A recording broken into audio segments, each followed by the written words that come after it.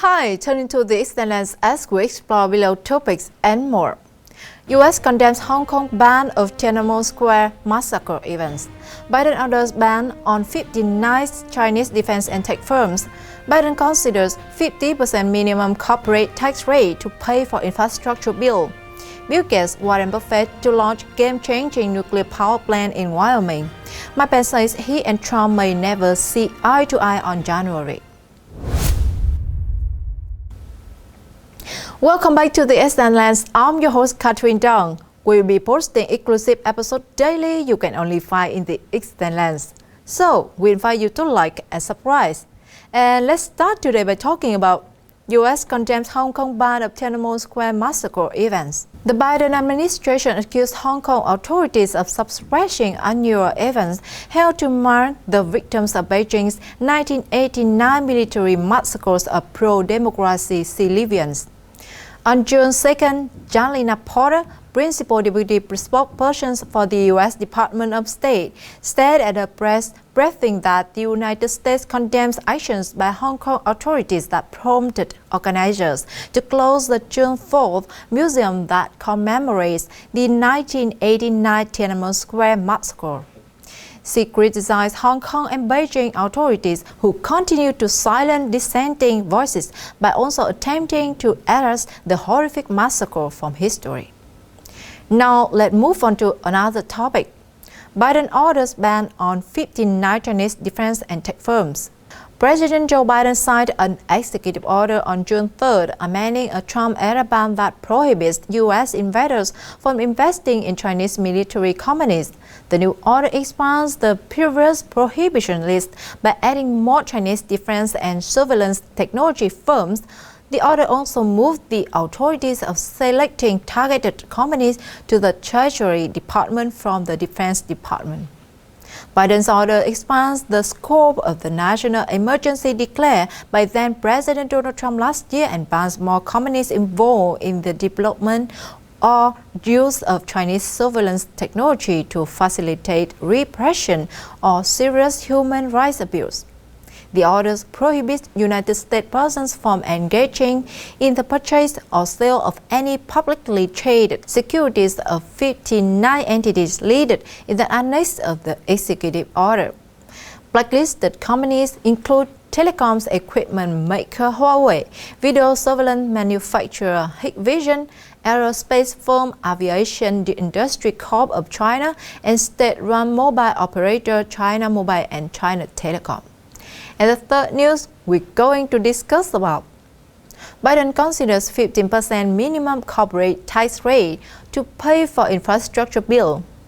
President Joe Biden has proposed a minimum corporate tax rate of 50% and increased Internal Revenue Service IRS funding as a way to pay for an infrastructure package that he is negotiating with Republicans, according to the White House.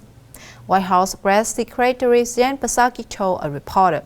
The book minimum was in the President's American Jobs Plan proposal as a proposed pay-for.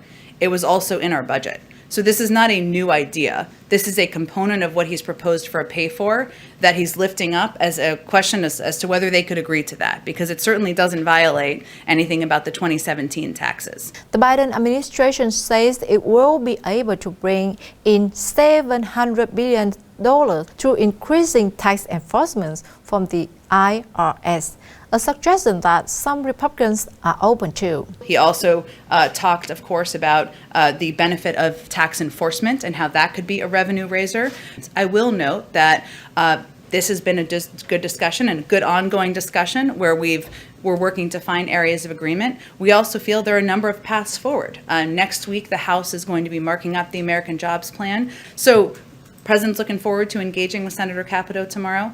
Biden and Republicans will need to compromise on how to fund the infrastructure package. But Capito said he has expressed to me and our group numerous times his desire to work with us and to negotiate a package.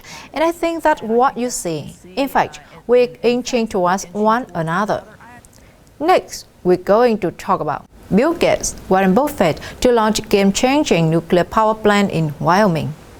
Wyoming Governor Mark Gordon on June 2nd announced that a next-generation nuclear power plant will be built as soon to be retired coal-fired plant in Wyoming in the next several years, with the project a joint initiative between Bill Gates, Tata Power, and Pacific Corp, owned by Warren Buffett's Berkshire Hathaway. Today's announcement truly is a game-changing and monumental for Wyoming, Gordon said at a press conference at the state capitol in Chains. The project features a 345-megawatt sodium coal fast reactor with a Montana-based energy storage system, which would produce enough power for roughly 250,000 homes. The storage technology is also able to boost output to 500 megawatts of power for about 5.5 hours, which is equivalent to the energy needed to power around 400,000 homes, according to Tata Power. Gordon said the pilot project, called Natrium, would replace one of the state's current coal-fired power plants with an exact location to be announced by the end of the year. At the same time, Gordon made clear that the move toward nuclear doesn't mean he is abandoning Wyoming's fossil fuel industry, which he called the bedrock of our economy, that has provided an enormous amount of capital for environmental protection initiatives. And lastly, we're going to talk about Mike Pence says he and Trump may never see eye to eye on January. Former Vice President Mike Pence says on June 3rd he has spoken with former President Donald Trump multiple times since they left office in January, but that he is uncertain whether they will ever see eye to eye regarding the events of January 6th. Speaking at a Republican dinner in the early voting state of New Hampshire on Tuesday, Pence offers his most extensive comments to date on January 6th, calling it a dark and tragic day in history, but also accused Democrats of using the events that day to divide the country and advance their radical agenda. Pence said, "As I said that day, January 6th is a dark day in the history of the United States Capitol, but thanks to the swift action of the Capitol Police and federal law enforcement, violence was quelled. The Capitol was secured, and that same day we reconvened the Congress and did our duty under the Constitution and the laws of the United States. You know, President Trump and I have spoken many times since we left office, and I don't know if we ever see eye to eye on that day, but I will always be proud of what we accomplished for the American people over the last 4 years.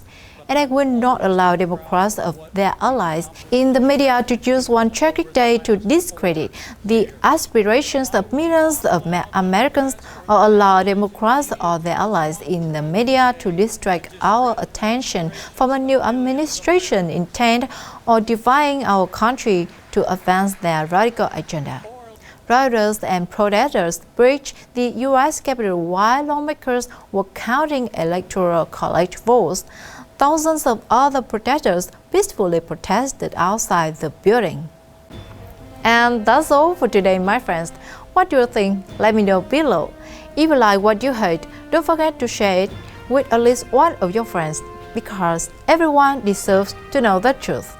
Thanks for tuning into the Eastern Lens. I'm Katrin Dang, and see you next time.